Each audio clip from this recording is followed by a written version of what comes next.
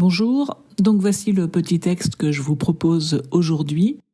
N'hésitez pas à appuyer sur pause le temps de votre méditation et ensuite vous pouvez poursuivre si vous le souhaitez la lecture de la vidéo pour écouter ce que ce texte m'a inspiré à moi.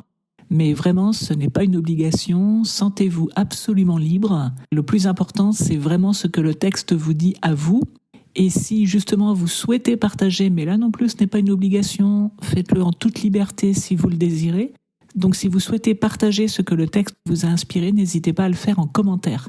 C'est vraiment toujours inspirant de voir à quel point l'Évangile parle à chacun de manière très personnelle. Donc n'hésitez pas. Bonne méditation. Alors en ce qui me concerne ici, cette traduction, Louis II, et également, c'est la même chez Frédéric Boyer, m'a ouvert les yeux dans la question que pose Jésus. La première question, c'est « Qui dit-on que je suis ?» Et la seconde question, c'est « Qui dites-vous que je suis ?» Et non pas les traductions classiques et les commentaires classiques auxquels on est habitué, c'est « Mais pour vous, qui suis-je ?» Et donc, on est invité à réfléchir à « Qui est Jésus dans ma vie, pour moi ?» Donc voilà, moi, cette réponse à cette question classique, j'ai toujours répondu, ben oui, Jésus, c'est l'amour de ma vie, c'est mon trésor, c'est mon libérateur, c'est celui qui transforme ma vie, en gros, c'est l'amour de ma vie. Voilà, Jésus, c'est l'amour de ma vie. Mais là, la question, il me semble que pour Jésus, c'est pas ça. Il me semble pas qu'il dise, pour vous personnellement dans votre vie, qui suis-je ? Sinon qu'il pose une question plus absolue, je dirais. Qui suis-je de manière absolue pour les gens ? Alors là, c'est un peu étrange, et j'avoue que j'ai un petit peu réfléchi, mais j'ai pas trouvé en fait de réponse à ce questionnement.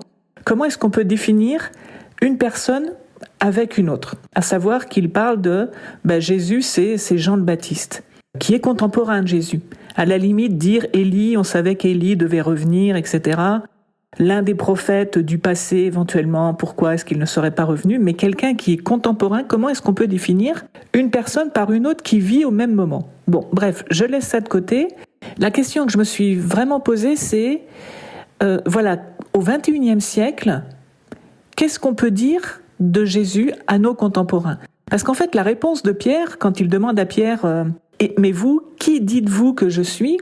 Et que Pierre répond « Tu es le Christ », ça a un sens par rapport à la culture juive et par rapport à l'attente du Messie. C'est-à-dire qu'en fait, Pierre est en train de dire « Tu es le Messie qu'on attend depuis des siècles et des siècles, le Messie annoncé par les prophètes ». Donc ça a un sens par rapport à l'époque et à la culture dans laquelle Pierre vit. Mais aujourd'hui, dire... de manière absolue comme ça, Jésus c'est le Christ, à nos contemporains, ça n'a pas de sens. Parce que c'est qui le Christ ? C'est quoi le Christ ? C'est le Messie attendu, oui, mais c'est quoi ce Messie attendu ? Enfin, ça n'a pas vraiment de sens. Donc je me suis dit, mais voilà, qu'est-ce que ça pourrait être ? Qu'est-ce qu'on pourrait donner comme définition absolue de Jésus à nos contemporains ? Et moi, cette question est aussi en lien avec ma vie. J'ai apporté en fait deux réponses. Si Jésus, moi, me posait la question aujourd'hui, je crois que je lui dirais tu es le chemin, ou du moins tu es un des chemins, vers Dieu le Père, et ensuite tu es le libérateur de l'humanité.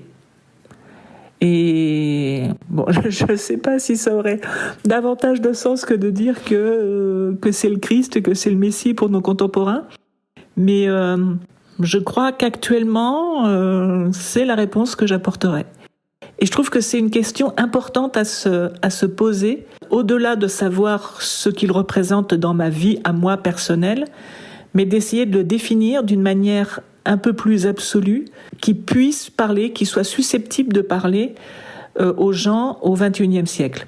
Et ça, je pense que c'est une question fondamentale sur laquelle on ne se penche peut-être pas suffisamment en partant de cet acquis que voilà, Jésus c'est le Christ, etc. Bon, je crois que c'est une question fondamentale en fait à se poser et pour être capable de parler de Jésus à des êtres humains vivant dans ce monde actuel au XXIe siècle. Voilà, donc je ne sais pas quelles seraient les réponses que vous apporteriez, mais je pense qu'il y a un enjeu en fait ici, il y a un véritable enjeu pour être capable de parler de Jésus de manière pertinente.